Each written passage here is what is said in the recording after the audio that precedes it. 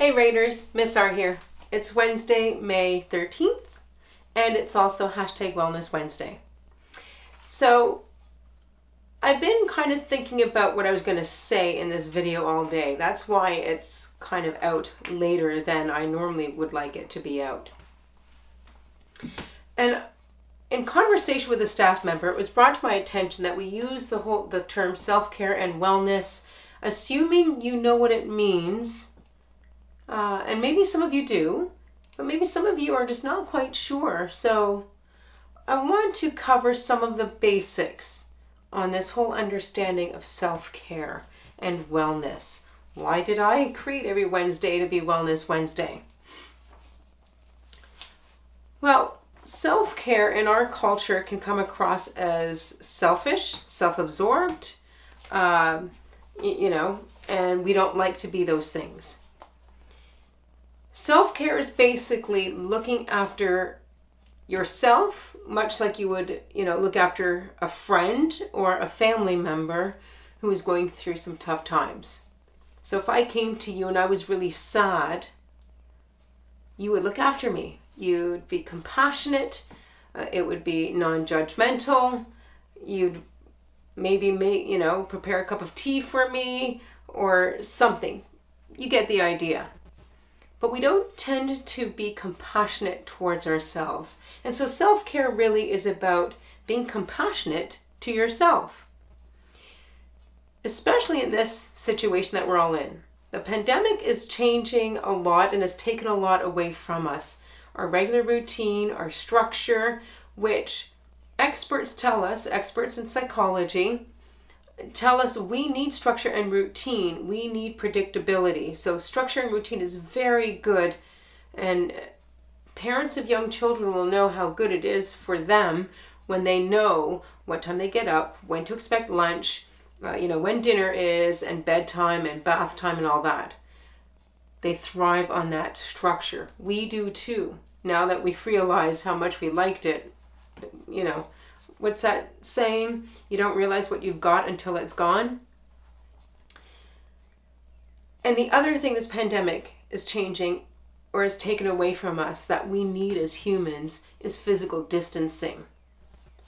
Staying away from people, which as humans, we were created by God for community to be with one another.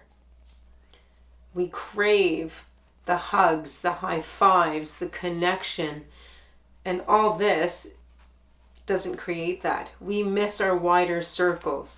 Maybe you're watching this and you're really just tired of being with your family 24/7 and you just crave to be with your friends. That's what I'm talking about. We need that to be human. We need multiple groups of the different circles we belong to, because that's how we grow as human beings. So self-care is looking after yourself. It's showing care to you. So if, and part of self-care is self-awareness. You need to be aware of the emotions that are happening to you, knowing how to name them. Maybe there's anger.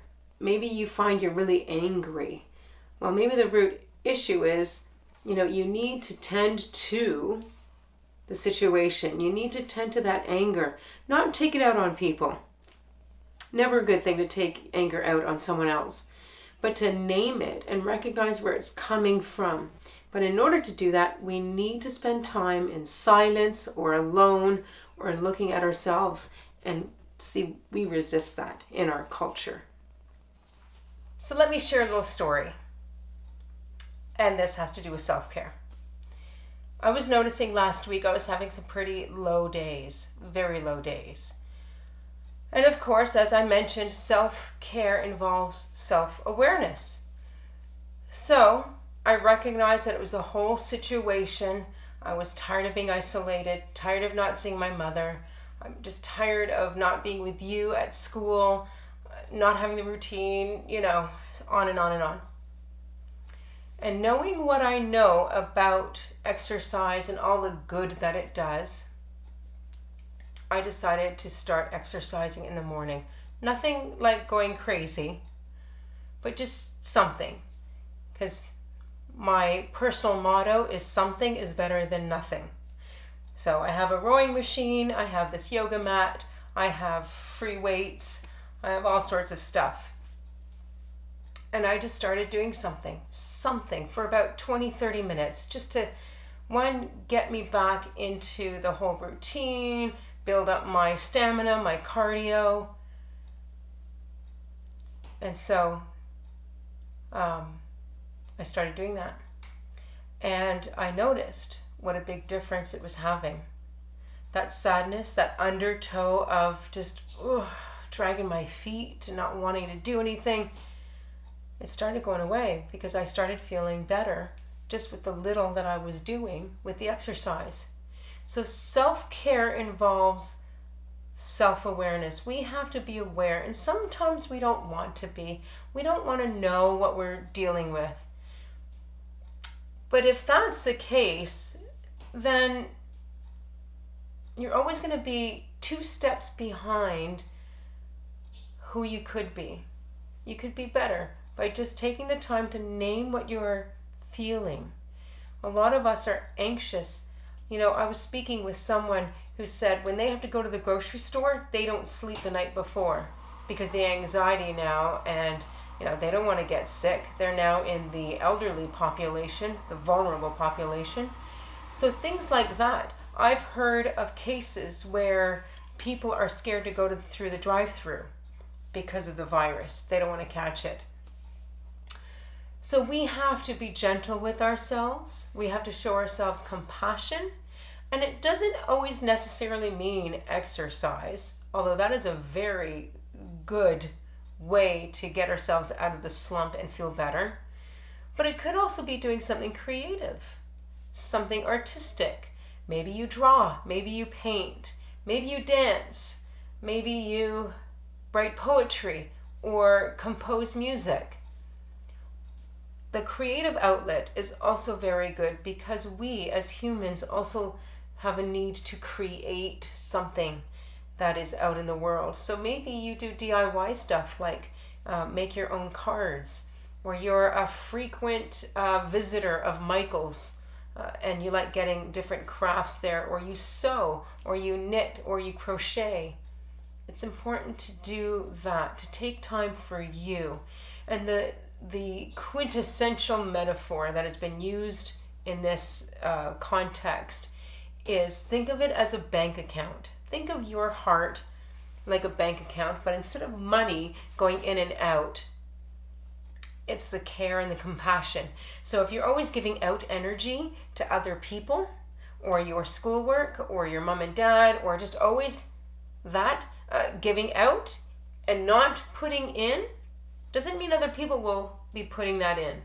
You've got to put that stuff in. So it's how you look after yourself. Do you spend time for you? Are you getting good sleep? Are you eating well? And exercise will really help with eating and the sleep, because it will tire you out, and then you won't have time to toss and turn and stew, because your body, your muscles will be sore, and your body will just want to naturally sleep. So it's important to recognize what is available to help look after yourself. And it's important to recognize too that as much as you need time for self-care, so do the other people in your house. So we have to be gentle and compassionate to them, to ourselves. But really it's about self-care today and being well. Hence, #Wellness Wednesday. So I hope that helps. I feel like I didn't really express it, but maybe I did.